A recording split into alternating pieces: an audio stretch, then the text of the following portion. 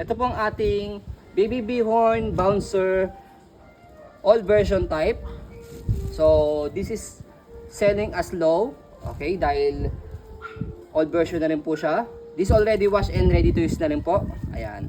So this is good for newborn up to 12 to 13 kg. So pwede recommended na rin po ito. Okay? So pakita natin yung details po niya one by one. So unahin natin yung setup niya pang newborn. So aangat nyo lang po siya rito. Ayan. So sturdy talaga yung pagkakalak niya dyan. No? Okay? So sa newborn niya, dito sa pinaka, ayan, sa pinaka mababa ito. So hanggang 4 position siya. So pakita muna natin yung kanyang first layer for newborn. Ayan. Okay.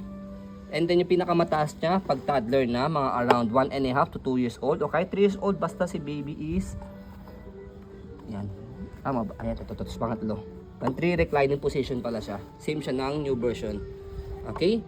So next natin. So by the way, yung baby kasi namin 4 years old, 13 to 14 kg pa rin siya. Baliktaran. Pero kayang-kaya siya.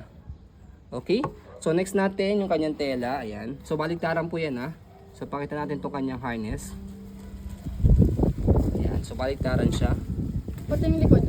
So Pati ito yung tela. and tela. Tapos ito yung kanyang design naman sa kabila. Ayan. Oh, love. Ano ba yung kulay na yan? Ayan, cotton type siya. Okay? Tapos yung body frame niya, ayan, color gray. Okay? So this is old version na kaya Parang nag-light fade here. old version kaya we selling this as low price. Ano yung pag-fold? Okay? So sa pag-fold po sa kanya ito, kulay black niya, angat nyo lang po siya pataas hanggang ma-shoot dito. Tapos, ang light niya lang siya, ayan, compact yung folding niya, kaya travel friendly, space saver sa bahay, kung saan hindi gagamitin pa ni baby. So yan po ang ating Baby Bihorn Bouncer. As you can see, very details po kami sa aming pag-video kasi aming shop policy. No refund, no exchange, what you see is what you get. So yun po, maraming salamat. Have a nice day and God bless po.